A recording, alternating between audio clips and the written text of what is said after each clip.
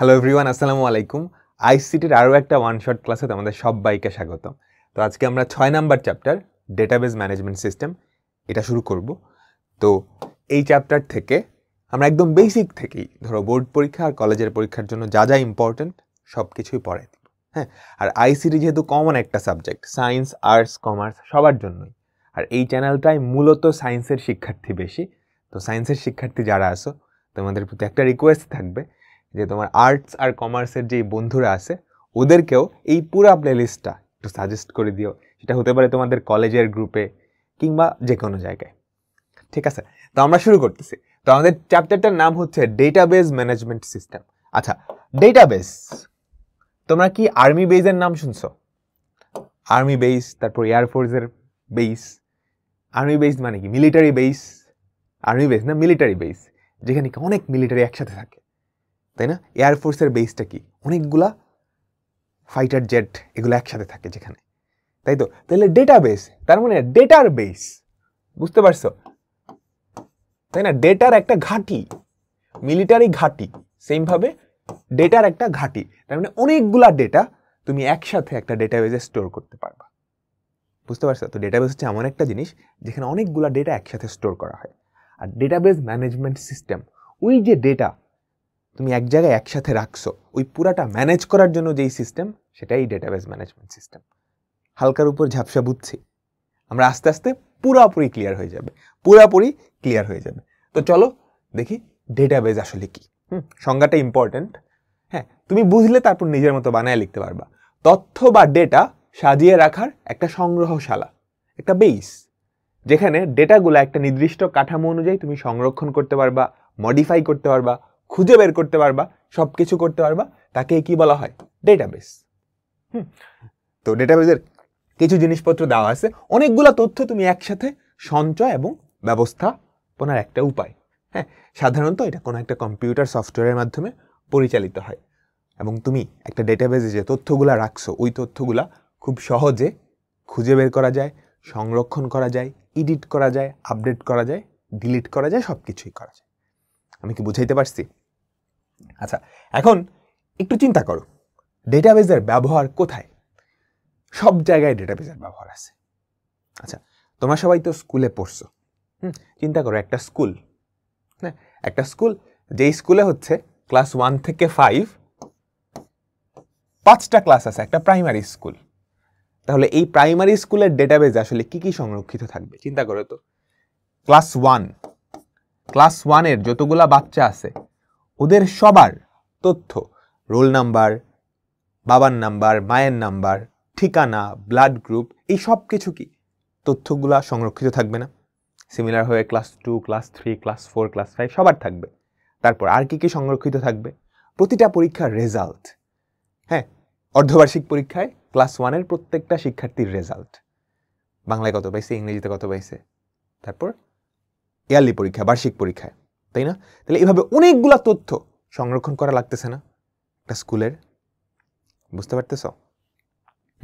এখন একদম গ্রামাঞ্চলের প্রাইমারি স্কুলগুলায়, বা আগে যখন আমরা স্টুডেন্ট ছিলাম, অনেক আগে, ধরুন 2004-5 সালে, 6-7 সালে, তখন এগুলা সংরক্ষণ করা হইতো একটা খাতায়, বড় একটা হালখাতা থাকতো, যেখানে টিচার এসে প্রতিদিন অ্যাটেন্ডেন্স নিত, তারপর হাতে লিখে লিখে, তারপর রেজাল্ট শিট দিত না তোমাদের? প্রত্যেকটা স্টুডেন্টের কিন্তু এরকম একটা রেজাল্ট শিট তৈরি হয়, বুঝছো? এখন হয়তো একদম দেখবা কম্পিউটার সফটওয়্যারের মাধ্যমে ডিজিটালি প্রিন্ট হয়ে যায়, কিন্তু আগে এগুলো হাতে লিখে লিখে করা হইতো, বুঝছো?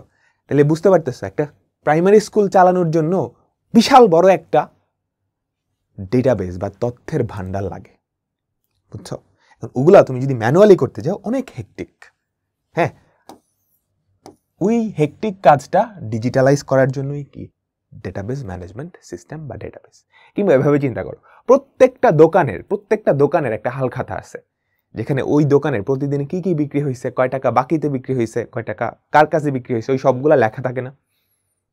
বুঝছো? এবার তোমাকে বলা হলো বাংলাদেশের এরকম যতগুলা দোকান আছে, সবগুলা দোকানের ওই হালখাতা নিয়ে তুমি একটা ডেটাবেস বানাবা। পসিবল কিন্তু, বুঝছো? ডিজিটালি কিন্তু পসিবল। ঠিক আছে, সেমভাবে তোমরা অনলাইনে অর্ডার দিছো না? অনলাইনে অর্ডার দেওয়ার সময় তোমাকে প্রথমে কি করা লাগে? একটা অ্যাকাউন্ট খোলা লাগে। ধরো দারাজ, বা অ্যামাজন, তুমি যখন অর্ডার দিবা ফার্স্টে কি একটা অ্যাকাউন্ট খোলা লাগে না? যতগুলা ইউজার অ্যাকাউন্ট খুলছে ওদের সবার তথ্য কিন্তু কোথাও না কোথাও তো গিয়ে জমা হচ্ছে, যেখানে জমা হচ্ছে সেটাই কি একটা ডেটাবেস। কিভাবে জমা হয়, ডেটাবেজে কিভাবে সবকিছু সংরক্ষণ করা হয়, আপডেট করা হয়, সবকিছু আমরা আস্তে আস্তে শিখব। তাহলে ডেটাবেজের ব্যবহার, এমন কোনো জায়গা নাই যে ডেটাবেজের ব্যবহার নাই। তোমরা ভিডিওটা কই দেখতেছো? ইউটিউবে। ইউটিউবে আমার চ্যানেল থেকে যতগুলো ভিডিও আপলোড হয়েছে সবগুলোও কিন্তু একটা ইউটিউবের ডেটাবেজে। সেমভাবে ইউটিউবে তোমরা যখন অ্যাকাউন্ট খুলছো, যতগুলো ইউজার ইউটিউবে কিন্তু বিলিয়ন বিলিয়ন ইউজার, তাই না? ওই ইউজাররা যে অ্যাকাউন্টগুলো খুলছে ওটা কোথায়? ইউটিউবের একটা ডেটাবেজে সংরক্ষিত আছে। বুঝতে পারছো? তো শিক্ষা প্রতিষ্ঠান, ব্যবসা প্রতিষ্ঠান থেকে শুরু করে সব জায়গায় কি আমাদের এই ডেটাবেজের ব্যবহার আছে, ঠিক আছে? সো পুরাতন পদ্ধতি যখন ওই যে খাতা কলম ইউজ করে সব তথ্যাদি লেখা থাকতো, আর বর্তমানের ডেটাবেস, এই দুইটার কিছু পার্থক্য 2 নম্বরের জন্য আসতে পারে। পুরনো পদ্ধতিতে অবশ্যই কি সময় বেশি লাগে, তাই না? এখানে সময় কম লাগবে। পুরানো পদ্ধতিতে ভুলের সম্ভাবনা বেশি। তুমি যদি ম্যানুয়ালি চিন্তা করো, রেজাল্ট শিটটা ম্যানুয়ালি প্রিপেয়ার করতেছে, ভুলের সম্ভাবনা কিন্তু অনেক বেশি থাকবে, এখানে কম। খুঁজে বের করা, চিন্তা করো পুরানো পদ্ধতিতে খাতা কলমের একটা রেজাল্ট বানাইছো, এটা খুঁজে বের করা বহুত কষ্ট, এটা কি খুব সহজ। বুঝতে পারছো? আচ্ছা, ডেটাবেস কি আমরা বুঝতে পারছি মোটামুটি। এবার ডেটাবেস ম্যানেজমেন্ট সিস্টেম এটা কি? দেখো সুন্দর করে লেখা আছে, তথ্য সংরক্ষণ করার কাজটা যে করে সেটাকে বলা হয় ডেটাবেস। আর ডেটাবেসকে ঠিকমতো পরিচালনা করার জন্য যেই সফটওয়্যার বা যেই ম্যানেজমেন্ট সিস্টেম সেটাকেই বলা হয় ডেটাবেস ম্যানেজমেন্ট সিস্টেম। বুঝছো? একটা স্কুলের ডেটাবেসে চিন্তা করো কতগুলা তথ্য থাকে, তাই না? প্রত্যেকটা স্টুডেন্টের ইনফরমেশন, তাদের হাফ ইয়ারলি রেজাল্ট, তাদের ইয়ারলি রেজাল্ট, প্রত্যেকটা সিটি পরীক্ষার রেজাল্ট। বুঝতে পারছো? এই সবগুলাকে পরিচালনা করার জন্য যেই সফটওয়্যার সেটাকে বলা হয় ডেটাবেস ম্যানেজমেন্ট সিস্টেম। তো বেশ কয়েকটা ডেটাবেস ম্যানেজমেন্ট সিস্টেম সফটওয়্যারের নাম দেওয়া আছে, এগুলো এমসিকিউতে আসে। হ্যাঁ, MySQL বা MySQL বলে, Postgre SQL, Oracle database, Microsoft SQL server, Microsoft Access SQLite. ঠিক আছে? আচ্ছা, তো এগুলো আমরা আস্তে আস্তে দেখবো, ডেটাবেস ম্যানেজমেন্ট সিস্টেম। তো চলো আমরা একটা কম্পিউটারের সিম্পলিফাইড স্ট্রাকচার দেখি। এই একটা কম্পিউটার একদম বেসিক স্ট্রাকচার, যখন একদম আমাদের 1900 শতাব্দীতে কম্পিউটার আবিষ্কার করা হয় তখন এটা স্ট্রাকচারটা এরকম ছিল। ধরো কম্পিউটার শুরুতে কিন্তু আবিষ্কার করা হয়েছিল যোগ বিয়োগের কাজের জন্য, গণনার কাজের জন্য। চিন্তা করো এটা একটা কম্পিউটার, এর মেজর 3টা পার্ট থাকে, ইনপুট, আউটপুট আর হচ্ছে সিপিইউ। সিপিইউটা হচ্ছে কম্পিউটারের ব্রেইন। এর মধ্যে আবার আরো কয়েকটা পার্ট থাকে। প্রথমে থাকে কন্ট্রোল ইউনিট, যেটা সিপিইউর বাকি সব কিছুকে কন্ট্রোল করে। হ্যাঁ, কন্ট্রোল ইউনিট হচ্ছে পুরো কম্পিউটারকে কন্ট্রোল করে ব্রেইনের মতো। তারপর অ্যারিথমেটিক লজিক ইউনিট, এটা হচ্ছে ক্যালকুলেশনের কাজটা করে। বুঝছো এই পার্টটা। আর এখানে হচ্ছে মেমোরি ইউনিট। মেমোরি আবার 2 প্রকার, প্রাইমারি মেমোরি আর সেকেন্ডারি মেমোরি। ঠিক আছে? প্রাইমারি মেমোরি হচ্ছে যেই মেমোরিটা সরাসরি কন্ট্রোল ইউনিট আর অ্যারিথমেটিক লজিক্যাল ইউনিট বা এএলইউ, আলু বলে, আলুর সাথে কানেক্টেড, সরাসরি আলুর সাথে কানেক্টেড। আর সেকেন্ডারি মেমোরি হচ্ছে সরাসরি আলুর সাথে কানেক্টেড না। হ্যাঁ, বুঝতে পারছো? এই তোমাদের কম্পিউটার বা ফোনে র্যাম আছে না, 8 জিবি র্যাম বা 16 জিবি র্যাম, সেটা হচ্ছে প্রাইমারি মেমোরি। আর হার্ড ডিস্ক সেটা সরাসরি সিপিইউর সাথে কানেক্টেড হয় না, এটার থ্রুতে এখানকার উপাদান ফার্স্টে প্রাইমারি মেমোরিতে আসে, তারপর এএলইউতে যায়। বুঝতে পারছো? ওগুলোকে বলা হয় সেকেন্ডারি মেমোরি। ওকে, আচ্ছা ঠিক আছে। ধরো তুমি একটা কাজ করবা যে 2টা সংখ্যা যোগ করবা, a + b। এটা কি হবে? এই যে 2টা সংখ্যার যোগফল ইনপুট দিয়ে ঢুকলো, কন্ট্রোল ইউনিটের কাছে যাবে, তারপর যে অ্যারিথমেটিক লজিক ইউনিট, এইখানে 2টা সংখ্যা যোগফলটা বেরোবে, বের করলাম। এই যোগফলটা প্রথমত প্রাইমারি মেমোরিতে যাবে, তারপর সেকেন্ডারি মেমোরিতে যদি স্টোর করার দরকার পড়ে সেখানে স্টোর করবে, তারপর সেটা আবার কোথায় চলে যাবে? কন্ট্রোল ইউনিটের মাধ্যমে আউটপুটে চলে যাবে। এখানে স্ক্রিনে এই 2টা সংখ্যার যোগফলটা দেখাবে। বুঝতে পারছো? এটাই হচ্ছে একটা কম্পিউটারের একদম সিম্পলিফাইড কাজ। ইনপুট থাকে, সিপিইউ থাকে, আউটপুট থাকে। তুমি যখন ইনপুটে কিছু একটা দাও, সেটা সিপিইউর কন্ট্রোল ইউনিটের থ্রুতে এএলইউতে যায়, অ্যারিথমেটিক লজিক ইউনিট, সেখানে ক্যালকুলেশনটা কমপ্লিট হয়, তারপর মেমোরিতে চলে যায়, মেমোরিতে স্টোর হওয়ার দরকার হলে স্টোর হয়, আর না হলে কি মেমোরি থেকে আবার কি আউটপুটে চলে যায়। বুঝতে পারছো? তো এখানে আমাদের একটা জিনিস বুঝতে হবে, এই যে মেমোরি, আমাদের মেমোরিটা দুই প্রকার, প্রাইমারি আর সেকেন্ডারি। তো প্রাইমারি আর সেকেন্ডারি মেমোরি এটা মানে কি, তো আমরা এখন সেটা দেখব। হ্যাঁ, আমাদের কম্পিউটার মেমোরিকে দুই ভাগে ভাগ করা যায়, প্রাইমারি মেমোরি আর সেকেন্ডারি মেমোরি। প্রাইমারি মেমোরি হচ্ছে যেই মেমোরির থেকে সিপিইউ সরাসরি অ্যাক্সেস করতে পারে, যেই মেমোরিটাকে সিপিইউ সরাসরি অ্যাক্সেস করতে পারে, মানে হচ্ছে এই যে এই দুইটা ইউনিট, কন্ট্রোল ইউনিট আর এএলইউ সরাসরি অ্যাক্সেস করতে পারে। বুঝছো? ধরো তুমি কোনো একটা, আচ্ছা বলতেছি। আর সেকেন্ডারি মেমোরি হচ্ছে এইটা আমাদের সিপিইউ সরাসরি অ্যাক্সেস করতে পারে না, এখান থেকে কোনো কিছু যদি সিপিইউ অ্যাক্সেস করতে চায়, এইটা প্রথমত সেকেন্ডারি মেমোরি থেকে প্রাইমারি মেমোরিতে আসে। বুঝছো? তারপর সেটা সিপিইউ অ্যাক্সেস করে। বুঝতে পারলাম? তো প্রাইমারি মেমোরির মধ্যে আছে র্যাম, র্যান্ডম অ্যাক্সেস মেমোরি, আর হচ্ছে রিড অনলি মেমোরি, রম। আর সেকেন্ডারি মেমোরির মধ্যে আছে HDD, SSD, optical drives, flash drives. আচ্ছা, তোমরা সবাই গেম ইনস্টল দিছো বা তোমাদের কম্পিউটারে বা ফোনে মুভি ডাউনলোড দিছো, আমাকে বলো তো তোমাদের সবার ফোনের অনেক আগে থেকে র্যাম 2 জিবি বা 4 জিবি বা 5 জিবি, কম্পিউটারেরও।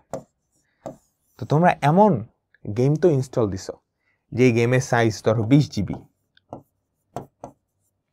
বা মুভির সাইজ অনেক বেশি। বুঝছো? সেটা কিন্তু প্রাইমারি মেমোরিতে স্টোর হয় না, কিন্তু ওই মুভিটা তুমি যখন প্লে করবা, প্লে করার জন্য অবশ্যই ওইটা ফার্স্টে প্রাইমারি মেমোরিতে আসতে হবে। সো 20 জিবির একটা মুভি সেটা কিন্তু এখানে স্টোর হবে না, সেটা স্টোর হবে সেকেন্ডারি মেমোরিতেই। তুমি যখন প্লে দিছো, এই সেকেন্ডারি মেমোরি থেকে ওই মুভিটার কিছু একটা অংশ, পুরাটা একসাথে আসবে না, পুরাটা একসাথে কিন্তু এই র্যামে জায়গাও নিবে না। হ্যাঁ, কিছুটা অংশ সেকেন্ডারি মেমোরিতে কিন্তু স্টোর করা আছে, সেখান থেকে কিছুটা অংশ প্রাইমারি মেমোরিতে আসছে, ওই অংশটুকু আস্তে আস্তে প্লে হবে। বুঝতে পারছো? তো তুমি আগে পরে করে দেখতে পারবে। সো এই ছকটা ইম্পর্টেন্ট। প্রাইমারি মেমোরি কোনটা? যেটা সিপিইউ সরাসরি অ্যাক্সেস করতে পারে, সেকেন্ডারি সরাসরি অ্যাক্সেস করতে পারে না। আমি কি বুঝাইতে পারলাম? আচ্ছা, এখন স্থায়িত্বের, ধরো একটা ডিভাইসে যতক্ষণ পাওয়ার দেওয়া আছে আর যতক্ষণ পাওয়ার দেওয়া নেই, এটার উপর ভিত্তি করে, মানে স্থায়িত্বের উপর ভিত্তি করে কম্পিউটার মেমোরিকে আবার দুই ভাগে ভাগ করা যায়। একটাকে বলা হয় ভোলাটাইল মেমোরি, আর এটাকে বলা হয় non volatile memory. Volatile memory হচ্ছে যতক্ষণ পর্যন্ত পাওয়ার আছে, ইলেকট্রিসিটি দেওয়া আছে, মানে কারেন্টের সাথে কানেক্টেড করা আছে, ওই মেমোরি ওখানে কি ডেটা থাকবে। যখনই পাওয়ার কানেকশন বন্ধ হয়ে যাবে, ওই ডেটাটা মুছে যাবে। আর নন ভোলাটাইল হচ্ছে বিদ্যুৎ সরবরাহ বন্ধ হয়ে যাওয়া সত্ত্বেও ডেটাটা থেকে যাবে। উদাহরণ কি? এটার উদাহরণ হচ্ছে র্যাম। হ্যাঁ, আমরা বলতেছিলাম একটা কম্পিউটারে 8 জিবি র্যাম, যে কোনো কিছু, ধরো একটা মুভি প্লে করবা, ওইটা ফার্স্টে র্যামে আসতে হবে, তারপর প্লে হবে। বুঝছো? র্যামে কিন্তু টেম্পোরারিলি, আসলে সে স্টোরড থাকে কোথায়? হার্ড ডিস্কে, এইচডিডি বা এসএসডিতে। তুমি যখন প্লে করবা তখন টেম্পোরারিলি ওই ফাইলের কিছু অংশ র্যামে আসবে। বুঝছো? তারপর প্লে হবে। যখনই তুমি বিদ্যুৎ সরবরাহ অফ করে দিবা, র্যাম থেকে ওটা গন, ভোলাটাইল মেমোরি। কিন্তু তোমার এইচডিডি বা এসএসডি থেকে সেটা কি জীবনেও গন হবে? ধরো একটা মুভি দেখতেছিলা কম্পিউটারে, ইলেকট্রিসিটি অফ করে দিস, ওই মুভিটা কি মেমোরি থেকে ডিলিট হয়ে যায়? না। তো যেই মেমোরিতে বিদ্যুৎ সরবরাহ বন্ধ হওয়া সত্ত্বেও ডেটা থেকে যায় তাকে বলা হয় নন ভোলাটাইল মেমোরি। উদাহরণ হচ্ছে এইচডিডি, এসএসডি। ঠিক আছে? ভোলাটাইল মেমোরিতে ডেটা অস্থায়ীভাবে থাকে, নন ভোলাটাইলে স্থায়ীভাবে থাকে। নন ভোলাটাইলের তুলনায় এটা দ্রুত কাজ করে। র্যাম কিন্তু দ্রুত কাজ করে, তাই না? র্যামের সাইজ ছোট, এটা সিপিইউর কাছাকাছি থাকে, সো এটা অবশ্যই ফাস্ট হবে। আর ভোলাটাইল মেমোরির তুলনায় এটা কি ধীর গতিতে কাজ করে। র্যামের সাইজ বা ভোলাটাইল মেমোরির সাইজ অনেক কম। ইউজুয়ালি দেখবা র্যাম 8 জিবি 16 জিবি হয়, ওইদিকে আমার যে হার্ড ডিস্ক সেটা কিন্তু 500 জিবি 512 জিবি 1 টেরাবাইট পর্যন্ত হয়। এটার ধারণ ক্ষমতা তুলনামূলক বেশি। ডেটা সহজে ট্রান্সফারযোগ্য, কারণ ফাস্ট ডেটা সহজে ট্রান্সফার করা যায় না, এটা একটু স্লো। আচ্ছা, এবার আমাদের একটা জিনিস জানতে হবে, সেটা হচ্ছে ফাইল সিস্টেম আর ডেটাবেস। তোমরা যারা কম্পিউটার ইউজ করছো বা ফোন ইউজ করছো, ফোনে কি ফাইল সিস্টেম থাকে না? অনেকগুলা ফাইল, ফোল্ডারের ভিতরে ফোল্ডার, ফোল্ডারের ভিতরে ফোল্ডার, তার ভিতরে ফাইল, বুঝছো? ওই ফাইলগুলাতেও কিন্তু তথ্য বা ডেটা সংরক্ষণ করা যায়। বুঝতে পারছো? ধরো হ্যাঁ, একটা স্কুলের যতগুলা তথ্য রাখা যায়, বাচ্চাদের ইনফরমেশন, তারপর প্রত্যেকটা পরীক্ষার মার্কস, প্রত্যেকটা কিন্তু আমি আলাদা আলাদা ডকুমেন্টে বা আলাদা আলাদা পিডিএফে স্টোর করতে পারি। বুঝছো? জাস্ট লাইক এই যে এরকম একটা কম্পিউটারের ফাইল সিস্টেম, দেখছো কতগুলা ফাইল, তারপর তুমি যখন এটার ভিতরে ঢুকবা দেখবে এটার ভিতরে অনেকগুলা ফাইল। এটাই কি একটা কম্পিউটারের ফাইল সিস্টেম। বুঝছো? এই ফাইল সিস্টেমের মাধ্যমেও কিন্তু ডেটা স্টোর করা যায়।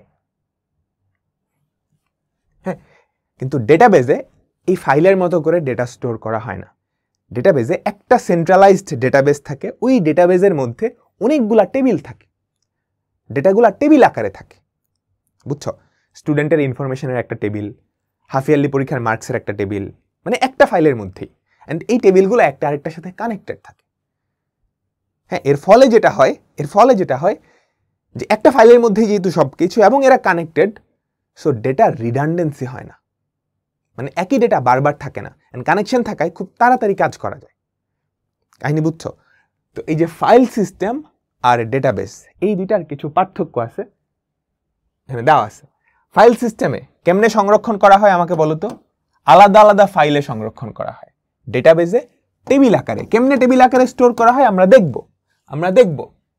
ডেটা খোঁজা, এখানে ম্যানুয়ালি খুঁজতে হয়। ধরো তোমার কাছে অনেকগুলা ফাইল দেওয়া আছে, এই একটা ফাইল, একটা ফাইল, একটা ফাইল। এখানে ধরো স্টুডেন্টের ইনফো ফাইল, এটা ধরো হাফ ইয়ারলি পরীক্ষার রেজাল্টের ফাইল। তোমাকে এখানে ঢুকে ম্যানুয়ালি খুঁজতে হবে। বুঝছো? যেটা টাফ। কিন্তু ডেটাবেজে অটোমেটিক্যালি সেটা খুঁজে ফেরা যায়। কিভাবে আমরা দেখব। ফাইল সিস্টেমে একটা ফাইলের সাথে আরেকটা ফাইলের কোনো সম্পর্ক থাকে না, কিন্তু ডেটাবেজের ভেতরে অনেকগুলো টেবিল থাকে, ওই টেবিলগুলো একটার সাথে আরেকটা সম্পর্ক থাকে। বুঝছো? ফাইল সিস্টেমে নিরাপত্তা কম, যে কোনো ফাইল যে কোনো সময় অ্যাক্সেস করে ফেলতে পারবা। ডেটাবেজে নিরাপত্তা বেশি দেওয়া যায়। কেমনে আমরা আসবো আস্তে আস্তে। ডুপ্লিকেট ডেটা, ফাইল সিস্টেমে ডুপ্লিকেট ডেটা বেশি থাকে, এখানে কম থাকে। ব্যবহার, ছোট কাজ সাধারণ সংরক্ষণের জন্য তুমি ফাইল সিস্টেমটা ইউজ করতে পারো। বড় প্রতিষ্ঠান বা জটিল তথ্য ব্যবস্থাপনার জন্য অবশ্যই কি ডেটাবেস বা ডিবিএমএস লাগবে। ওকে, আমরা আস্তে আস্তে এগুলো ক্লিয়ার করব, কোনো অসুবিধা নেই। এবার চলো আমাদের যে ডেটাবেস ম্যানেজমেন্ট সিস্টেম, এটা ব্যবহারের সুবিধা। ডেটাবেস ম্যানেজমেন্ট সিস্টেম কি, ডেটাবেস কি, ওগুলোর ডিটেলসে আমরা আরও যাব। আপাতত জাস্ট এগুলা একটু তথ্যমূলক দেখে নিতে হবে। তো ডেটাবেস ব্যবহারের সুবিধাগুলা কি? এই যে ফাইল সিস্টেমের সাথে যেই সুবিধাগুলো আসছে না, এগুলাই তুমি সুবিধা হিসেবে বলে দিবা। দেখো, বাহুল্য বা রিডান্ডেন্সি দোষ নিয়ন্ত্রণ থাকে। তুমি যখন ডেটাবেস ইউজ করবা, একই তথ্য বারে বারে স্টোর করা লাগে না। বুঝছো? একই ডেটা তুমি ভিন্ন ভিন্ন ফাইলে না রেখে এক জায়গায় রেখে দিতে পারো। বুঝতে পারছো? ডেটার বিশুদ্ধতা বা ইন্টিগ্রিটি রক্ষায় তুমি একটা শর্ত প্রয়োগ করে ভুল ডেটা এন্ট্রি থেকে নিয়ন্ত্রণ করা যাবে। ধরো তুমি একটা পিডিএফ ফাইল বানাইছো, ওখানে তো যে কোনো ডেটা ইচ্ছা করলে ইনপুট দিতে পারবা, কিন্তু ডেটাবেসে তুমি বিভিন্ন শর্ত আরোপ করতে পারো। হ্যাঁ, যে এই কলামে আমার শুধুমাত্র ইন্টিজার বসতে পারবে, পূর্ণ সংখ্যা বসতে পারবে, আমার এই কলামে শুধু রোল নাম্বার বসতে পারবে। এরকম শর্তে অ্যাপ্লাই করে তুমি ডেটার বিশুদ্ধতা রক্ষা করতে পারবা। যখনই উল্টাপাল্টা ইনপুট দিবা, ডেটাবেস ওই ডেটাটা নিবে না। বুঝতে পারছো? এবং ডেটাবেস যেহেতু সেন্ট্রালাইজড, তুমি একটা জায়গায় ডেটা চেঞ্জ করলে ওটা সব জায়গায় হয়ে যায়। ঠিক আছে? তারপর অ্যাক্সেস কন্ট্রোল করা যায়। একটা ডেটাবেসে কে বা কারা অ্যাক্সেস করতে পারবে, অর্থাৎ একটা ডেটাবেসের যে টেবিলগুলা, তথ্যগুলা, এটা কে বা কারা দেখতে পারবে, কারা এডিট করতে পারবে, কারা মডিফাই করতে পারবে, এই সব কিছুর অ্যাক্সেস কন্ট্রোল করা যায়। হ্যাঁ, এর ফলে ডেটাবেসের নিরাপত্তাটা বেশি থাকে। ডেটা ব্যাকআপ ও রিকভারি, ডেটাবেসের যে ডেটাগুলো থাকে ওগুলো চাইলে তুমি এক বা একাধিক ব্যাকআপ রাখতে পারো। বুঝছো? এর ফলে ধরো কোনো একটা ডেটাবেস নষ্ট হয়ে গেল, ডেটাবেসগুলো সাধারণত কম্পিউটারের মেমোরিতে থাকে, কোনো একটা ডেটা সেন্টারে থাকে। ধরো কোনো একটা ডেটা সেন্টার পুড়ে গেল আগুনে, তোমার যদি ব্যাকআপ থাকে তাহলে ওই ব্যাকআপ থেকে তুমি ডেটাবেজের ডেটাকে কি করতে পারবা, রিকভারি করতে পারবা। তারপর ডেটাবেজের ডেটাগুলো অতি দ্রুত তুমি কি উপস্থাপন পরিচালনা করতে পারবা। ঠিক আছে, তথ্যগুলোকে খুব সহজে তুমি চাইলে সাজাতে পারবা, খুব সহজে খুঁজে বের করতে পারবা, আপডেট করতে পারবা। এই কাজগুলা ডেটাবেজে করা যায়। অর্থাৎ তথ্য নিয়ে যত ধরনের কাজ আছে সবকিছু খুব সহজেই করা যায় এই ডেটাবেজ ম্যানেজমেন্ট সিস্টেমে। এখন অসুবিধাটা কি? অসুবিধাটা হচ্ছে এই ডেটাবেজ ব্যবহার করার জন্য প্রথমত দক্ষ জনবল দরকার, যে কেউ চাইলে ডেটাবেজ ইউজ করতে পারে না। বুঝছো, একটা মাইক্রোসফট ওয়ার্ডে একটা ফাইল বানানো অলমোস্ট সবাই পারে, বুঝছো, একটা শিখাই দিলে। কিন্তু ডেটাবেজ বাস্তবায়ন তুলনামূলক কঠিন আছে, বুঝতে পারছো? এরপর ডেটাবেজের নিরাপত্তা যদি সঠিকভাবে নিয়ন্ত্রণ না করা যায় তাহলে হ্যাকিং সহ নানা ধরনের হার্মফুল অ্যাক্টিভিটি হইতে পারে। ঠিক আছে, আর ভুল ডেটা ইনপুট দিলে ডেটাবেজের কি অনেক কিছুই অসুবিধা হতে পারে। আমি কি বুঝাইতে পারলাম? আচ্ছা, তো এখন চলো আমরা চলে আসি ডেটাবেজে। ডেটাবেজ মূলত দুই প্রকার, একটাকে বলা হয় রিলেশনাল ডেটাবেজ আর একটাকে বলা হয় নন রিলেশনাল ডেটাবেজ। বুঝিও, ডেটাবেজের কাজ হচ্ছে তথ্য সংরক্ষণ করা, ডেটার একটা বেস, তথ্যের একটা ঘাঁটি হিসেবে কাজ করা। হ্যাঁ, এখন ডেটাবেজে আমরা তথ্যগুলা কেমনে স্টোর করব তার উপর ভিত্তি করে ডেটাবেজ দুই প্রকার, রিলেশনাল, নন রিলেশনাল ডেটাবেজ। তো প্রথমত আসি রিলেশনাল ডেটাবেজ। রিলেশনাল ডেটাবেজটা কি? এই ডেটাবেজে আমাদের তথ্যগুলা অনেকগুলা টেবিল আকারে সাজানো থাকে, বুঝছো? ফর এক্সাম্পল, ধরো ওই যে আমাদের স্কুলের, প্রাইমারি স্কুলের যে ডেটাবেসটা, সেখানে অনেকগুলা টেবিল থাকবে। ধরো প্রথম একটা টেবিল আছে, এটা হচ্ছে স্টুডেন্ট ইনফো। হ্যাঁ, এখানে প্রত্যেকটা ক্লাসের শিক্ষার্থীদের ধরো রোল নাম্বার থেকে শুরু করে যাবতীয় সব তথ্য আছে। তারপর ধরো আরেকটা টেবিল থাকবে, সেই টেবিলে ধরো হাফ ইয়ারলি মার্কস।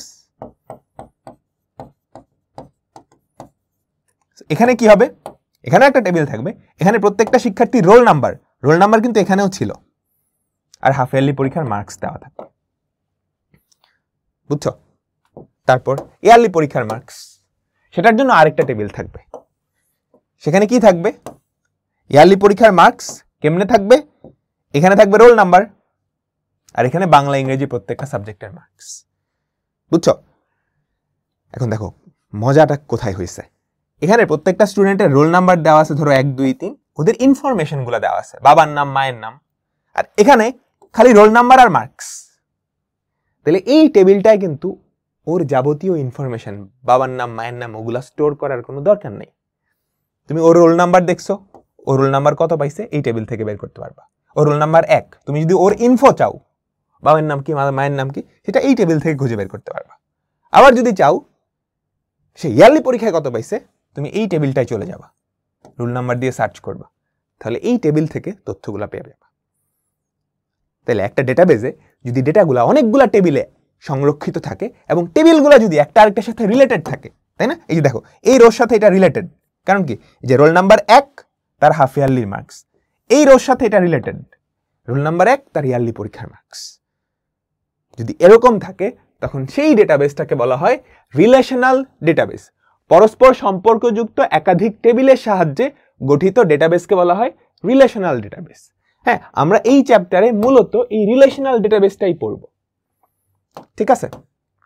সুন্দর করে লেখা আছে, কোন ডেটাবেসকে আমরা তখনই রিলেশনাল বলবো যখন ডেটাবেসটি তার ডেটা সমূহকে ইফিশিয়েন্টলি একাধিক টেবিলে জমা রাখে, হ্যাঁ, এবং কোয়েরি করার জন্য বিভিন্ন টেবিলের মাধ্যমে রিলেশন বা সম্পর্ক বজায় রাখে। বর্তমানে বহুল ব্যবহৃত রিলেশনাল ডেটাবেস হলো পোস্টগ্রেএসকিউএল, মাইসিকিউএল, ওরাকল, এসকিউএলআইট। এগুলো কি রিলেশনাল ডেটাবেস বা রিলেশনাল ডেটাবেস ম্যানেজমেন্ট সিস্টেম বলতে পারো, ঠিক আছে? এবার আসো নন রিলেশনাল ডেটাবেস, এটা অতটা ইম্পর্টেন্ট না। হ্যাঁ, কোন একটা ডেটাবেসে শুধুমাত্র যদি একটা মাত্র টেবিল থাকে তাহলে তো এর সাথে অন্য কারো রিলেশনের দরকার নেই, শুধুমাত্র একটা টেবিল, বুঝছো? এখানেই সব তথ্য কিংবা পরস্পর সম্পর্কহীন একাধিক টেবিলের সাহায্যে কোন একটা ডেটাবেস গঠিত হয়, তখন সেটাকে বলা হয় নন রিলেশনাল ডেটাবেস। কাহিনী বুঝছো? শুধুমাত্র একটা টেবিল বা পরস্পর সম্পর্কবিহীন একাধিক টেবিলের মাধ্যমে যে ডেটাবেস তৈরি হয় তাকে বলা হয় নন রিলেশনাল ডেটাবেস। হ্যাঁ, উদাহরণ হচ্ছে NoSQL। জাস্ট এতটুকু মনে রাখলেই হবে, এটা নিয়ে আমরা খুব বেশি পড়াশোনা করব না। হ্যাঁ, তো পরীক্ষায় প্রশ্ন আসে যে রিলেশনাল ডেটাবেস আর নন রিলেশনাল ডেটাবেস তাদের পার্থক্য কি। চলো আমরা পার্থক্যগুলো একটু দেখে নিই। হ্যাঁ, রিলেশনাল ডেটাবেসে কি থাকে? টেবুলার স্ট্রাকচারে থাকে ডেটাগুলা। নন রিলেশনাল স্ট্রাকচারে দেখো একটা মাত্র টেবিল থাকে, একটা মাত্র টেবিল ওই ডেটাবেসে, বুঝছো? একটা ফাইলে একটা টেবিল। অর্থাৎ এখানে আমাদের এটা ডকুমেন্ট স্ট্রাকচারে থাকে, বুঝছো? একাধিক টেবিল থাকে না, ডকুমেন্ট স্ট্রাকচারে থাকে। বুঝতে পারছো? আচ্ছা, এখানে খেয়াল করো, এখানে একাধিক টেবিল থাকে না। সো ডেটাবেসটা তুমি যখন একবার তৈরি করে ফেলছো, একাধিক টেবিল থাকে, তাদের মধ্যে রিলেশন থাকে, একবার তৈরি করে ফেলছো, এরপর কোনো একটা কিছু যদি পরিবর্তন করতে চাও, এটা কষ্টসাধ্য, কঠিন, কারণ অনেকগুলা টেবিল এবং রিলেশন আছে। কিন্তু নন রিলেশনালের ক্ষেত্রে একবার তৈরি করার পরে পরিবর্তন করা সহজ। আচ্ছা, এই ডেটাবেস তৈরি করতে স্কিমা দরকার। স্কিমা মানে হচ্ছে একটা প্ল্যান, নীল নকশা, বুঝছো? একটা প্ল্যান। কারণ এই ডেটাবেসে অনেকগুলা টেবিল থাকবে, একটার সাথে আরেকটা সম্পর্ক থাকবে, সম্পর্কগুলো আবার বিভিন্ন রকম হইতে পারে, আমরা দেখবো সামনে। এই কারণে এই ডেটাবেসটা বানানোর আগেই একটা প্ল্যানিং বা নীল নকশা দরকার। কিন্তু এখানে যেহেতু একটা মাত্র টেবিলই থাকে বা একাধিক টেবিল যাদের সম্পর্ক নেই, সো এইটা বানানোর জন্য আগে থেকে কোনো প্ল্যানিং দরকার হয় না। তুমি ডেটা পাইছো, ওগুলা নিয়ে টেবিল বানাইতে শুরু করো, ডান। ঠিক আছে? জটিল সম্পর্কযুক্ত ডেটাবেসের ক্ষেত্রে টেবিল স্ট্রাকচারে রিলেশনাল ডেটাবেস বেশি উপযোগী। হ্যাঁ, যদি জটিল সম্পর্কযুক্ত ডেটাবেস হয়। হ্যাঁ, আর জটিল সম্পর্কযুক্ত ডেটাবেসের ক্ষেত্রে তুমি এই নন রিলেশনাল ডেটাবেসটা ব্যবহার করা খুবই টাফ। হ্যাঁ, সহজ সিম্পল ডেটাবেস যদি লাগে, যেখানে একটা টেবিলেই হয়ে যাবে, তখন তুমি নন রিলেশনাল ডেটাবেস ইউজ করবে। উদাহরণ দেওয়া আছে, দেখে নিও। সো এখান থেকে 2-3টা পয়েন্ট মনে রাখো, তো আমাদের মেইন যেই জিনিসটা রিলেশনাল ডেটাবেস ম্যানেজমেন্ট সিস্টেম, মনে রাখবা রিলেশনাল ডেটাবেস ম্যানেজমেন্ট সিস্টেম, এটার প্রবর্তক হচ্ছে বিজ্ঞানী E.F. কড। এটা পরীক্ষায় আসে 1970 সালে, বিজ্ঞানী E.F. কড। ওকে, তো ধরো আমাদের সেই প্রাইমারি স্কুল, তার ডেটাবেস বানাবো আমি। তো একটা আছে স্টুডেন্ট ইনফো, রোল নাম্বার দেওয়া আছে, নাম দেওয়া আছে, স্টুডেন্ট আইডি দেওয়া আছে, ডিভিশন দেওয়া আছে, এখানে ওর বাপের নাম, মায়ের নাম, সব কিছু দেওয়া আছে, বুঝছো? আচ্ছা, এখন ওর হাফ ইয়ারলির মার্কস আমি স্টোর করবো এই ডেটাবেসে। এখন এই টেবিলে যদি আমি হাফ ইয়ারলির মার্কস স্টোর করতে যাই, তো করলাম হাফ ইয়ারলির মার্কস, হাফ ইয়ারলির বাংলা, হাফ ইয়ারলির ইংরেজি, হাফ ইয়ারলির গণিত, ঠিক আছে? এরকম হলো। তারপর আবার ইয়ারলি পরীক্ষার মার্কস যখন অ্যাড করব, এই টেবিলের সাইজ হিউজ হয়ে যাইতেছে না?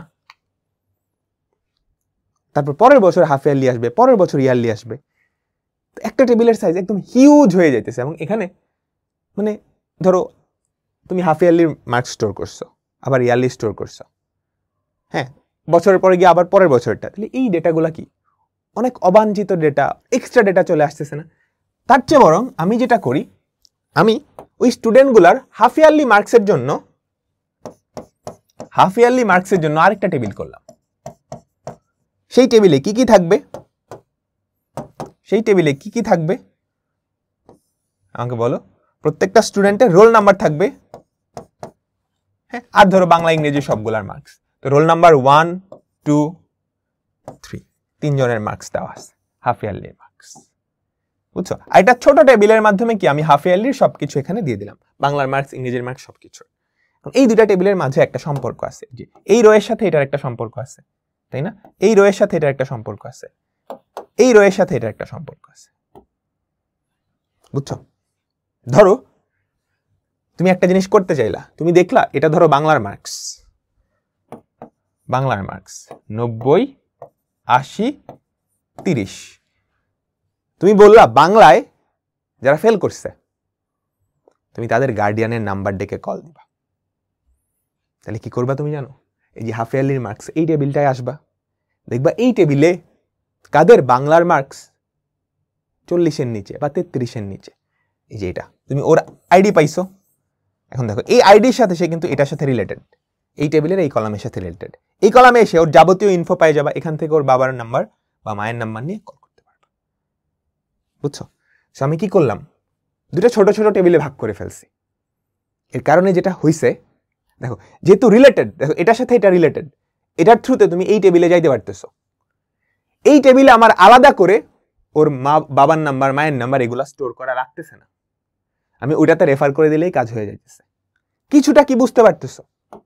তোমরা আরো ক্লিয়ার হবে আস্তে আস্তে, বাট এখন তো কিছুটা ক্লিয়ার। সিমিলার ভাবে তুমি যদি এখন ইয়ারলি পরীক্ষার একটা বানাইতে চাও, হ্যাঁ, মার্কস বানাইতে চাও,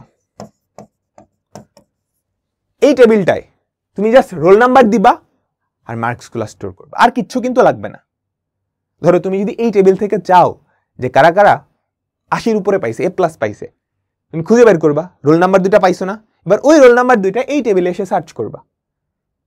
এই টেবিলে এসে সার্চ করলে, এটা যেহেতু স্টুডেন্ট ইনফো, এখান থেকে কি ওর যাবতীয় সব তথ্য বের করে ফেলতে পারবা। কাহিনী বুঝলা? তাহলে তথ্যগুলা একাধিক টেবিলে সংরক্ষিত আছে, কিন্তু ওই টেবিলগুলোর মধ্যে কি সম্পর্ক আছে, বিভিন্ন ধরনের সম্পর্ক আছে। যদি এরকম হয় তাহলে ওই ডেটাবেসটাকে বলা হয় রিলেশনাল ডেটাবেস।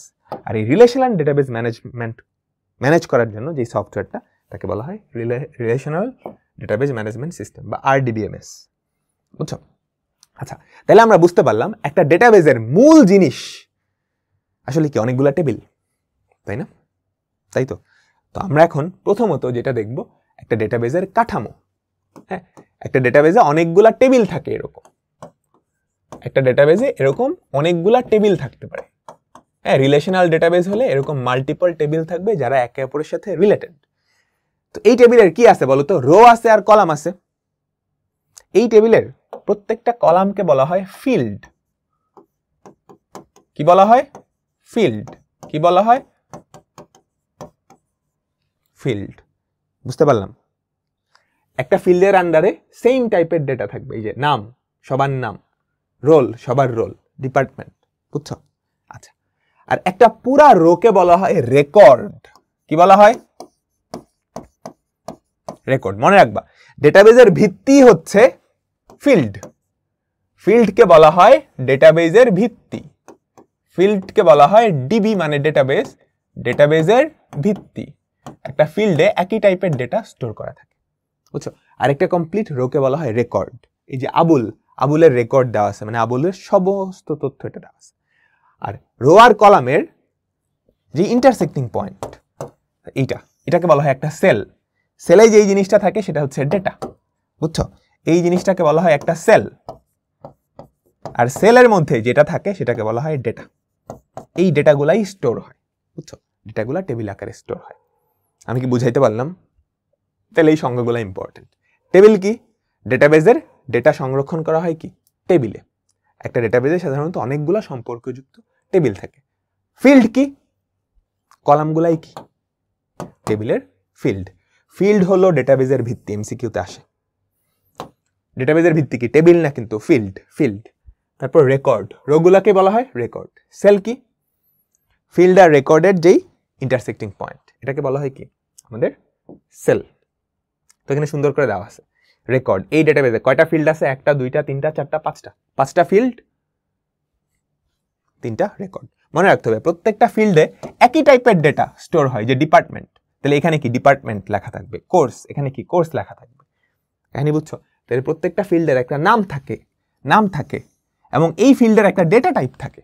ডেটা টাইপ তোমরা প্রোগ্রামিংয়ে পড়ছো না? ডেটা টাইপ, যে নাম, এটার ডেটা টাইপ কি বুঝতে পারতেছো? টেক্সট টাইপের কিছু একটা হবে। রোল, এটার ডেটা টাইপ কি? নাম্বার টাইপের কিছু একটা হবে, ইন্টিজার বা এরকম কিছু একটা। ডিপার্টমেন্ট, ফি। আমি কি বুঝাইতে পারছি সবাইকে? আমি কি বুঝাইতে পারছি? একটা ডেটাবেসের ভিত্তি ফিল্ড, টেবিলের ফিল্ড। একটা ডেটাবেস অনেকগুলো টেবিল নিয়ে তৈরি। চলো আমরা কিছু এমসিকিউ সলভ করি। নিচের কোনটা ডেটাবেস ম্যানেজমেন্ট সফটওয়্যার বলতো? MS access. এগুলো কিন্তু মনে রাখতে হবে। নিচের কোনটা ডেটাবেসের ভিত্তি? খুবই ইম্পর্টেন্ট একটা এমসিকিউ। অনেকে ভুল করে টেবিল দাগায় ফেলবে। খবরদার, টেবিল না, কিন্তু ফিল্ড। হ্যাঁ, কিন্তু বারে বারে বলতেছি। সরকারি প্রতিষ্ঠানে ডেটাবেস ব্যবহারের ফলে সরকারের দক্ষতা বৃদ্ধি পাবে, স্বচ্ছতা ও জবাবদিহিতা বৃদ্ধি পাবে, তাই না? কারণ সবগুলো এক জায়গায় সেন্ট্রালাইজড অবস্থায় থাকবে, যেটা যে কেউ অ্যাক্সেস যেটা কি ধরো মানুষজন অ্যাক্সেস করে দেখতে পারবে। সেবার মান হ্রাস পাবে, এটা না। তাহলে কি 1 ও 2, 1 ও 2। আমরা পরেরটাই যাই। হ্যাঁ, ইসমাইল সাহেব তার প্রতিষ্ঠানের হিসাব খাতায় লিখে রাখে। এতে তার অনেক সমস্যা হয়। সঠিক সময়ে উপযুক্ত তথ্য না পাওয়ায় ব্যবসার ক্ষতি হয়। উদ্দীপকের উল্লিখিত কাজ সহজে করতে কোন সফটওয়্যার দরকার বলতো? ডেটাবেস, তাই না? বা DBMS, database management system. DBMS, database management system ব্যবহার করলে সুবিধাগুলো পাওয়া যায় রিপোর্ট তৈরিতে, বায়োডাটা তৈরিতে, রেকর্ড অনুসন্ধানে। বলতো, এটা কিন্তু সবগুলাই হওয়া যায়, রিপোর্ট তৈরিতে, বায়োডাটা তৈরিতে। হ্যাঁ, তারপর একই ধরনের ডেটা থাকে কোথায় বলতো? একটা কলামে সেম টাইপের ডেটা থাকে না, তাহলে ফিল্ডে কি একই টাইপের ডেটা থাকে। আমরা পরেরটায় যাই। কোন ডেটাবেস রেকর্ডের ক্ষুদ্রতম অংশকে কি বলা হয়? ডেটাবেস রেকর্ডের ক্ষুদ্রতম অংশ সেল, বা সেলের মধ্যে কি থাকে? ডেটা, তাই না? আমাকে বলো তাহলে এটা অ্যান্সার কি? ডেটা। এটার অ্যান্সার কি? ডেটা। বুঝতে পারলাম? তো এখানে দুইটা শর্ট কোয়েশ্চেন দেওয়া আছে। ভোলাটাইল মেমোরি কি আমরা জানি, ডিবিএমএস বা ডেটাবেস ম্যানেজমেন্ট সিস্টেম সেটা কি, সেটাও আমরা জানি। আচ্ছা, তো এখন আমরা একটা খুবই ইম্পর্টেন্ট জিনিসে আসবো। তো আমাদের টেবিল, হ্যাঁ, টেবিলগুলায় অনেকগুলা ফিল্ড থাকে। এই ফিল্ডগুলোর মধ্যে কোন একটাকে আমরা প্রাইমারি কি, এই যে এটা একটা কি, এটা একটা কি, এটা একটা কি, কোন একটা ফিল্ডকে আমরা প্রাইমারি কি বলতে পারবো তখন যখন ওই ফিল্ডের সবগুলা ডেটা ইউনিক। ওই ফিল্ডটার মাধ্যমে তুমি যে কোনো কলামকে ইউনিকলি আইডেন্টিফাই করতে পারবা। ফর এক্সাম্পল, এখানে একটা ধরো কাস্টমারের টেবিল আছে। প্রত্যেকটা কাস্টমারের একটা ইউনিক আইডি আছে। এই ইউনিক আইডি দিয়ে ওকে চিহ্নিত করতে পারবা। যেমন বাংলাদেশের মানুষের প্রত্যেকেরই একটা ন্যাশনাল আইডি নাম্বার থাকে, এনআইডি নাম্বার, ওটা ওর জন্য ইউনিক। বাংলাদেশের সবগুলা মানুষের তথ্য নিয়ে কিন্তু একটা সেন্ট্রাল ডেটাবেস আছে। তোমরা যখন এনআইডি করবা তখন সেটা ওই ডেটাবেসে গিয়ে স্টোর হবে। অ্যান্ড তোমাকে ইউনিকলি চিহ্নিত করার জন্য তোমার ওই এনআইডি নাম্বারটাই যথেষ্ট। ওই এনআইডি নাম্বারটা তোমার জন্য ইউনিক, বুঝছো? হ্যাঁ, সো এমন একটা ফিল্ড যেটা দিয়ে প্রত্যেকটা রেকর্ডকে ইউনিকলি আইডেন্টিফাই করা যায়, সেটাকে বলা হয় প্রাইমারি কি। বুঝতে পারলাম? আচ্ছা, তো প্রাইমারি কি ব্যাপারটা আমরা বুঝে গেছি। ধরো একটা নির্দিষ্ট ক্লাস, একটা শাখা, সেখানে 50 জন স্টুডেন্ট আছে, রোল নাম্বার 1 থেকে 50। তাহলে ওই শাখার 50 জন স্টুডেন্টের নিয়ে একটা যদি টেবিল বানাও, সেখানে প্রাইমারি কি কে হবে? রোল নাম্বারটা ইউনিক, নাম কিন্তু ইউনিক না। 2টা রাকিব 2টা সাকিব থাকতেই পারে, বুঝছো? ঠিক আছে, তাহলে প্রাইমারি কি সেই ফিল্ডটাই হবে যেই ফিল্ডের প্রত্যেকটা ভ্যালু কি, প্রত্যেকটা ডেটা হচ্ছে ইউনিক। এবার চলো কম্পোজিট কি। ঠিক আছে, ধরো একটা হাই স্কুলের 6 to 10 আছে। এদের প্রত্যেকের ক্লাস, রোল নাম্বার, নাম এগুলো আমরা স্টোর করতেছি।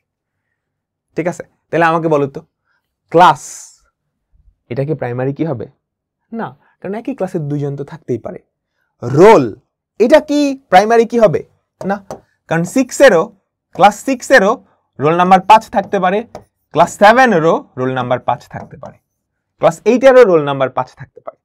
তাহলে রোল এটাও কিন্তু ইউনিক না, বুঝছো? নাম তো ইউনিক হবেই না, সেকশনও না, জিপিও না, বুঝছো? তাহলে এখানে কিন্তু কোনো প্রাইমারি কি নাই। কিন্তু আমি যদি এই দুটো একসাথে কম্বাইন করি, ক্লাস আর রোল, বুঝতে পারছো? হ্যাঁ, ধরো ক্লাস 6 এর রোল 5, এরকম কিন্তু একজনই। হ্যাঁ, ক্লাস 7 এর রোল 5, তাহলে এই দুইটা মিলে কম্বাইন্ডলি ইউনিক হয় না, বুঝছো? এই দুইটা পেয়ার, এই দুইটা ফিল্ড মিলে কি ইউনিক হয়। তাহলে এই দুইটা ফিল্ড একসাথে মিলে কি প্রাইমারি কির মতো আচরণ করবে। যখন দুইটা ফিল্ড বা তার চেয়ে বেশি হইতে পারে মিলে একসাথে প্রাইমারি কির মতো বিহেভ করে, তখন সেই দুইটা কিকে একসাথে বলা হয় কম্পোজিট কি। কি বলা হয় আমাকে বলো? কম্পোজিট কি। এখানে সুন্দর করে লেখা আছে। দেখো রোল নাম্বার ও একলা ইউনিক না, ও নিজে ইউনিক না, ক্লাস শুধু নিজে ইউনিক না, কারণ একাধিক ক্লাস 6 তো থাকতেই পারে, কিন্তু এই দুইটা মিলে একসাথে নিলে এটা প্রতিটা ছাত্রের ক্ষেত্রে ইউনিক হয়ে যায়। তো এই দুইটাকে একসাথে আমরা কি বলি? কম্পোজিট। কম্পোজিট কি বুঝাইতে পারলাম? তো এখন আমরা রিলেশনাল ডেটাবেজ ম্যানেজমেন্ট সিস্টেমে বিভিন্ন টাইপের রিলেশন দেখব।